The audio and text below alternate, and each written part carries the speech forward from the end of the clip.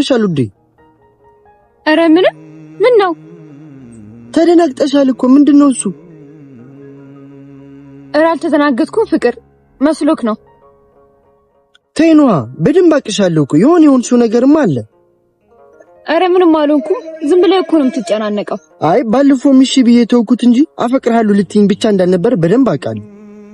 ያስጨነቀሽ ሌላ ነገር አለ። ምንድነው እሱ? ምንም የለም አልኩህ እኮ። እንዴ ምንድነው? እየጮህሽብኝ እኮ ነው ታውቆሻል። አይ አልጮኩም አልሰማ ብለኸኝ እኮ ነው። ይኸውልሽ የኔ ፍቅር እኔ ካንቺ ጋር የሆንኩት ጊዜ ለማሳለፍ ወይም ለታይታ ብቻ አይደለም። ደስታሽ ደስታዬ፣ ሐዘንሽ ሐዘኔ፣ ጭንቀትሽ ጭንቀቴ ነው ብዬ ነው። እና የሆነ ነገር እንዳስጨነቀሽ ውስጥ እያወቀ ዝም ማለት አልችልም። አውቃለሁ የኔ ፍቅር ግን ያስጨነቀኝ ምንም ነገር የለም። ካለ እነግርሃለሁ። አልተዋጠልኝም ግን እሺ በቃ ከዚህ በላይ እንዲህ ፊት ለፊት መውጣት ያለብሽ አይመስለኝም። ልክ ነህ። መጠንቀቅ ሳይኖርብኝ አይቀርም። አው አሁን ለጥቂት እድል ደርሳብሽ ነበር። እሷ ብታይሽ ደግሞ እስኮን የለፋነበት ገደል ገብቶ ነበር። አይ ልክ ነህ። ከዚህ በኋላማ እጠነቀቃለሁ። ስማኝማ አዲስ የነገረች ነገር አለ እንዴ? አረ ምንም የለም። እቺኛዋ በጣም መርዝ ነች። እያንዳንዱ እርምጃዋ እየተጠና ነው። እሱንማ በረንብ አየሁት እኮ። አንተ ባደርስልኝ ኖሮ በቁሜ ቀብሮኝ ነበር። አይዞሽ ላረጉት ለእያንዳንዱ ነገር ዋጋ ይከፍላሉ። መክፈልም አለባቸው። ቆይ ግን የሰው ልጅ እንዴ በዚህ ልክ ጨካኝ ሊሆን ይችላል? አንዳንድ ሰው እንዲህ ነው እንግዲህ። ቆይ ማፍቀር ኃጢአት ነው እንዴ? ወቅተው አውሬ እንዲበላኝ ጫካ ውስጥ ጥለውኝ ሄዱ እኮ። እኚህ ሰው አይደሉም፣ ሰይጣን፣ የሰይጣን ቁራጮች። ላረጉት ነገር እኔ ዋጋ ባላስከፍላቸው እኔ ልዑል አይደሉም። ከዚህ በኋላ እያንዳንዱ እርምጃችን ጥንቃቄ የተሞላ መሆን አለበት። ልክ ነሽ። አሁን ነፍሳችሁን የምናስጨንቅበት ጊዜ ደርሷል። ከዚህ በኋላ ለአንድም ቀን የሰላም እንቅልፍ ማግኘት የለባቸው። ዜማ የኢዛናን ተንኮልና ሴራ ቀድማ ስለምታውቀው ልዑልን እባክህን ወጥመድ እያጠመዱብህ ነው፣ ወንድምህ በህይወት ያለ አይመስለኝም፣ ከኖረም ደግሞ መልካም ነው። እንዴት አንድ ነገር ስለ ወንድምህ አቅጣጫ ሳታገኝ በእውነት እንዴት እሱን ልታምነው ቻልክ? አሁን እድልንና ኢዛናን የምንከታተልበት ጊዜ ነው። እንደስከ ዛሬው ቀለል አድርገን አይደለም የምናየው። የንጹህ አየር መተንፈስ የለባቸውም። ላደረጉት ሁሉ የእጃቸውን ማግኘት ስላለባቸው በጥብቅ ልንከታተላቸው ይገባል። አሁን እኮ አንተ ባትመጣ ኑሮ እድል ጋር ተገናኝተን ነበረ። እሷ አይቺ ማለት ደግሞ ከበስተጀርባው ያለ ሰው አይገኝም ስትለው ነበር።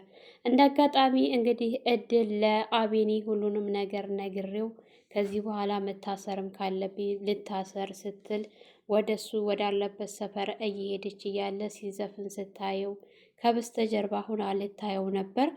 ከበስተጀርባ ሁና ደግሞ ዜማ እያየችው ስለነበረ ልዑልም ደግሞ እሷን እየጠበቀ ስለነበረ እንዳጋጣሚ እድልን ሲያያት ሮጦ ሄዶ እድል አጠገብ ዱብ ሲልባት እድል ምን ወረደብኝ በማለት ተደናግጣ እንዴት መጣህ እያለች እንግዲህ ስትው ተበተብ ነበር። ነገር ግን እሱ እንዴት አንቺ እዚህ መጣሽ ብሎ ሲጠይቃት እሷም ተደናግጣ እንዳጋጣሚ ነው የመጣሁት ስትለው ነበር። ሰላም ሰላም፣ ውድና የተከበራችሁ የቻናላችን ቤተሰቦች እንኳን ሰላም መጣችሁ። ላይክ፣ ሸር፣ ሰብስክራይብ በማድረግ ቤተሰብ እንድትሆኑ እያልኩኝ እንግዲህ እድል ያደረገችው ነገር እስከ ዛሬ አሁን ላይ እንቅልፍ አላስተኛ እያለ እየነሳት ነው። ከበስተጀርባ ያለውም ሰው ምንም እያገዛት አይደለም። እንዳውም በተደጋጋሚ ስልክ እንዳትደውልበት እያስጠነቀቃት ነው የሚገኘው። ግን እሷ ይሄ ነገር ለፍቅሬ ብዬ ያደረኩት ነገር እንደዚህ ይሆናል ብዬ አላሰብኩም ነበረ። ስለዚህ የምወደውንና የማፈቅረውን ሰው በዚህ ልክ ማሰቃየት የለብኝም፣ ልናገርና የሚመጣውን ልቀበል ስትል እንግዲህ ወስናለች። እሱም ግን ይሄንን ካደረግሽ እመኝኝ እድል የማትወጭበት ጦስ ውስጥ ነው የምትገቢው፣ በጭራሽ ይሄንን እንዳታስቢው ሲላት፣ እሷ ግን እኔ ከዚህ በላይ በቅቶኛል፣ ምንም ነገር ሁሉም ነገር ጨልሞብኛል፣ ሁሉም ነገር የማስበው ሁሉ ግራ ገብቶኛል እና አንተም እየረዳኸኝ ስላልሆነ የግዴታ ነገሩን መናገር አለብኝ። እንግዲህ ኢዛናም ስለከዳኝ ያለኝ አማራጭ ይሄን ማድረግ ብቻ ነው ስትል ነበር። እንግዲህ ልዑልን ካሁን በፊት ኢዛና ጋር ሂዶ እንደለመደው ሊመታው ሲል አትምታኝ፣ ተመታኝ ወንድምህን በህይወት አታገኘውም። ወንድምህን የምትፈልገው ከሆነ እኔ የምልህንና እኔ የማዝህን ነገር ካደረክ በቀጥታ ወንድምህን ታገኘዋለህ። ነገር ግን እኔን የምትደበድበኝ ከሆነ ከፈለክም ግደለኝ፣ ነገር ግን ወንድምህን ልታገኘው አትችልም ብሎ ሲለው እንግዲህ ልዑልም በጣም ተደስቶ የእውነት ኢዛና ልመንህ ወንድም ያለ ሲለው አዎ አለ በቃ ልቀቀኝ ብሎ ሲመነጭቀው እሱም ወንድም አለ ስላለው ለቆት ነበረ። ግን እዚህ ጋር የእውነት ኢዛና ልዑልን እየሸወደው ነው ወይስ ደግሞ የእውነት ናቲ በህይወት አለ የሚለው ነገር በጣም አሳሳቢ ነው። ናቲ ዜማ እንዳለችው ወጥመድ ቢሆንም አይታወቅምና በዚህ ልክ ሊያምነው አይገባም፣ መጠንቀቅ አለበት። ዜማ ብዙ ነገር አድርጋታል። እሷን ራሱ ደርሶላት ያንን ሁሉ አይቶ በዚህ ልክ ማመንና መዘናጋት አለበት ብዬ አላስብም። መቼም በቀላሉ ዜማን አይቷል። እንግዲህ ዜማ በተደጋጋሚ አቤኒ ወዳለበት ሰፈር እየሄደች ከበስተጀርባ እያየችው ሲዘፍን ሁልጊዜ ስታየው ስታለቅስ ነው ብዙ ጊዜዋን የምታሳልፈው። እንደዚህ እየሆኑ እስከ መቼ ድረስ ነው? እሷስ ከበስተጀርባ ስለምታየው የተወሰነ ይቀላታል። እሱ ግን ስለ እሷ ምንነት አያውቅም። ዜማ በህይወት አለች የለችም እያለ ሁልጊዜ እያሰበና እየተጨነቀ ነው እየኖረ ያለው። ቢገናኙና ቢተያዩ ሁሉን ነገር ቢያይ ደስ ይላል። አንድ ላይ ሆነው ነገሮችን ቢገፈጡ ጥሩ ነው ብዬ አስባለሁ ማለት ነው።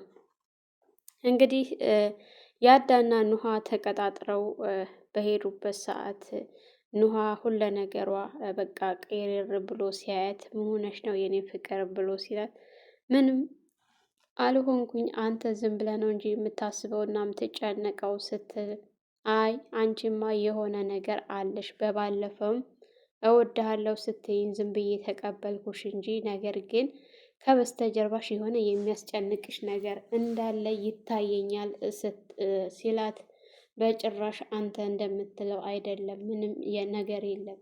የሆነ ነገር ካለ ደግሞ እኮ አሳውቅሃለሁኝ፣ አንተ ምንም አታስብ ስትል በጣም እየጮኸች ነበረ። ምክንያቱም ያ ነገር ውስጧን ሰላም እየነሳት ነው የሚገኘው በአሁኑ ሰዓት ማለት ነው። ደብቄ እስከ መቼ ድረስ ነው የዜማ ህይወት? እዚህ ደግሞ ለወንድሜ ቃል ገብቼለታለሁ እያለች ያዳ ደግሞ እየተጎዳ ነው።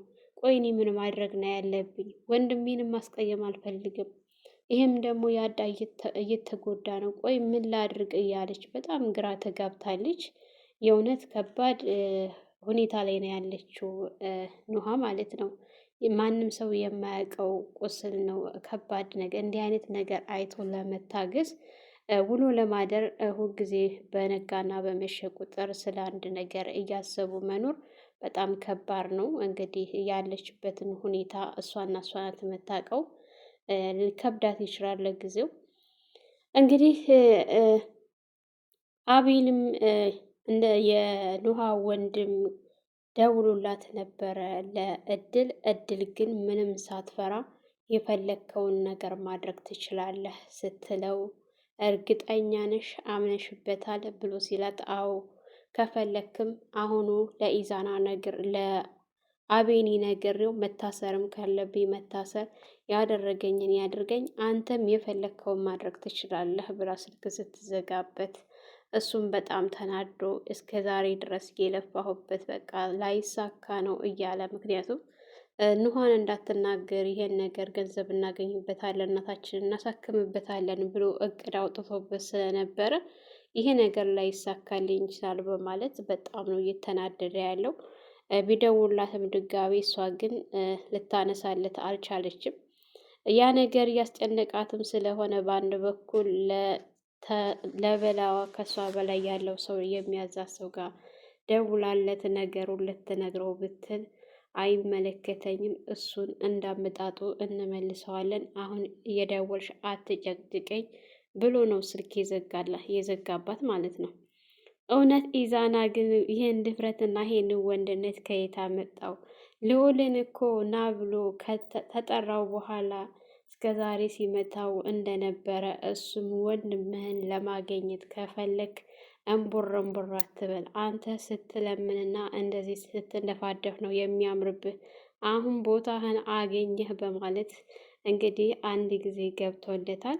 ልዑልም ወንድሙን ለማገኘት ስለፈለገ ምንም አይነት ምላሽ አልመለሰለትም። ዝም ነበር ያለው ማለት ነው። ምክንያቱም ወንድሙን ማገኘት ስለፈለገ። አሁን ደግሞ ሌላ ስራዎች እንደሚያዘው ነግሮታል። ያ ስራ ደግሞ ምንድን ነው ብሎ ቢለው አይ አሁን አይደለም አንተ ሂድ፣ እኔም ትንሽ ተረጋግቼ አስቤበት ደውዬ እነግርሃለሁኝ ነበር ያለው። እንግዲህ እሱም እሺ በማለት ወደ ዜማ ነበረ የሄደው። ዜማ ጋር ተገናኝተው ወደ አቢኒ ጋር ሄዳ አቢኒን ከበስተጀርባ እያየችው በነበረ ሰዓት እሱም ደስተኛ ሆኖ ስለ ወንድሙ እያሰበ ነገር ግን በዛ መካከል እድል ስትመጣ እድልና ዜማ ሊተያዩ ምንም አልቀራቸውም ነበር። ያው በርቀት ታይተዋል ግን ዜማ አውቃታለች እድል እንደሆነች። እድል ግን ዜማን አላወቀቻትም። ማንነቷን ለማወቅ ወደ እሷ እየተጠጋች ባለችበት ሰዓት ነው እንግዲህ ሮጦ ሄዶ እያናጠባት ማለት ነው። አሁን እኮ አንተ ባትኖር ኖሮ አይታይ ነበረ። ስለዚህ ከአሁን በኋላ መጠንቀቅ መቻል አለብኝ ስትለው፣ አዎ እሱም እንደዚህ ሁልጊዜ እዚህ ቦታ መመላለስ የለብሽም፣ ነገሮችን በተጠንቀቅ ማድረግ አለብን፣ እኔም ከጎንሽ ነኝ፣ እመኚ፣ ሁሉንም ነገር እናስተካክለዋለን ብሎ ሲላት፣ በሚገባ ከአሁን በኋላ የበለጠ መስራት አለብን፣ እነሱ የነፃነት አየር መተንፈስ የለባቸውም፣ ሁለታቸውን እናባላቸዋለን እስበሳቸው፣ እንደዚህ በነፃነት አይኖሩም ስትለው፣ እሱም እሺ ያልሽኝን ሁሉ ለማድረግ ዝግጁ ነኝ እያላት ነበር። እሷም ያሳለፈችውን ነገር ስታስበው አንተ እኮ ባትኖር ኖሮ እነሱ እኮ ደብድበውኝ ለጅብ እንዲበላኝ አድርገው ነበረ። ቆይ ማፍቀር ወንጀል ነው እንዴ? ማፍቀር ኃጢአት ነው እንዴ? እያለች ስትለው በፍጹም አይደለም፣ ላደረጉት ነገር የእጃቸውን እናስከፍላቸዋለን፣ ሁሉም ነገር አልፏል ሲላት ያለፈውን ነገር ወደኋላ መለስ ብላ ስታስብና ስታስተነትን ያደረጓት ነገር በጣም ከባድ ስለነበረ ልክ ነህ ስትለው ነበር። እንግዲህ ያዳና ኑሃ በድጋሚ ተገናኝቶ ኑሃ የያዳ ነገር በጣም እያሳሰባት ነው ያለው አሁን ላይ ማለት ነው። ምክንያቱም ለየጓደኛው ያበኒ ነገር እያሳሰበው ነው። እንዴት ነው እንደዚህ የሆነ ጓደኛ እኮ በጣም እየተጎዳ ነው። የዜማ ነገር በጣም እያሳሰበው ነው። የእሱ ማሰብ ደግሞ የኔም ነው። ቆይ እስኪ አንቺ ሰቢው ምናምን ብሎ ሲላት ኑሃ በጣም ነበረ በቃ ድንግርግር ነው ያላት። አትናገር ነገር ወንድሟ አለ። በቃ ብቻ ከባድ ነው የምር። የኑሃ ነገር በጣም ነው እያሳዘነኝ ያለው አሁን ላይ። ኑሃን ማንም የማያውቀው ህመም እየታመመች ነው ያለችው። እንግዲህ ዜማ በህይወት በተለይ ደግሞ የዜማን በህይወት መኖር ቢያውቁ ኖሮ የተወሰነ ነገር ይቀላት ነበረ። ዜማ ይህንን ነገር ለብቻ መውጣት የለባትም። ከአቢኒ ጋር አቢኒ በህይወት እንዳለች የዜማን በህይወት መኖሯን ቢያንስ እንኳ በአካል ባይገናኙ በስልክ እንኳን እንዳለች ብታሳውቀው ጥሩ ነው። እሱ በጣም እየተጎዳ ነው ያለው። አለች የለችም የሚለው ራሱ ቀላል አይደለም ማለት ነው። ለዚህ ይሄ ነገር ደግሞ በህይወት ብትኖር ኑሃ ራሱ ታርፋለች። ኑሃ ራሱ የሰላም ኑሮ ትኖራለች።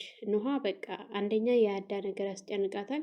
ሁለተኛ ነገር ደግሞ ብትናገር ወንድሟ አስጠንቅቋታል። ሶስተኛ ነገር እንደዚህ እየተጎዳ እያየች ያኔ የዜማን ሁኔታ ስለምታውቅ ይሄ ነገር እያወቀች እንዳላወቀች እያስመሰሉ መኖሩ በጣም ነው ያደከማት። እንግዲህ አቢኒ በተደጋጋሚ እየደወለች እድል ልታሳምነው እየሞከረች ነው። ነገር ግን እሱ በጭራሽ አንቺ አውሬ እያለ ነው ሁልጊዜ ስልክ እየዘጋባት ያለው። እውነትም አውሬ ናት። መጀመሪያ ነገሮችን ቆም ብላ አስባበት ኖሮ ቢሆን ኖሮ ይሄ ሁሉ ባልሆነ ነበር። ዛሬ እሷም እንደዚህ ባልተሳቀቀች በነፃነት በወጣች ነበረ። አቢኒም እንደዚህ ባልተጎዳ። ዜማ በቃ ሁላቸውንም በዙሪያቸው ያሉትን በሙሉ በጣም ነው የጎዳቻቸው ማለት ነው፣ ራስ ወዳድ ስለሆነች። ነገር ግን አሁን ላይ ሁሉም ከድተዋታል። ኢዛናም ራሱን ለማውጣት የተጣጣረ ነው የሚገኘው። ከበስተጀርባዋም ያለው ሰውዬ እንግዲህ ነገሮችን በራሷ እንድትወጣ እሱ ነፃ እያወጣ ነው ራሱን። እሷ ላይ ነው ሁሉን ነገር እየደመደመ ያለው። በእርግጠኝነት ናቲ በህይወት ከሌለ ልዑል ብቻ ነው የሚያጠፋት፣ ሌላ ማንም አያጠፋትም። ኢዛና የሚወጣበትን ነገር እያመቻቸ ነው። ናቲ በህይወት እንደሌለ ዜማ እርግጠኛ ናት ማለት ነው። ተስፋ እንዲያደርግ ራሱ እየሰጠችው አይደለም። ተስፋ እንዳታደርግ ወጥመድ ነው የሚሆነው ይሄ ነገር፣ ጥንቃቄ ልታደርግ ይገባሃል እያለችው ነው። ልዑል እንግዲህ ምንም ቢሆን ዛሬ ለወንድሙ ብሎ እንጂ አንገቱን የደፋው ማንም ሰው እሱን ሊያሸንፈውና እሱን ሊበግረው ማንም አይችልም። እንግዲህ የአቤኒና የዜማ ነገር መቋጫ መኖር አለበት። እስከ መቼ ድረስ ነው እንደዚህ ተጠፋፍተው እንደዚህ በህይወት እያለች ራሷን ደብቃ የምትኖረው? በጣም እየተጎዳ ስለሆነ የግዴታ መታየት አለባቸው የምትሉ ላይክ፣ ሸር፣ ሰብስክራይብ በማድረግ እንግዲህ ለዛሬ ነበረን ይህን ይመስል ነበር። በሌላ ቪዲዮ ለዚህ ዩቲዩብ ቻናል አዲስ የሆናችሁ ላይክ፣ ሸር፣ ሰብስክራይብ ማድረጋችሁን አትርሱ። መልካም ቆይታ ይሆንላችሁ።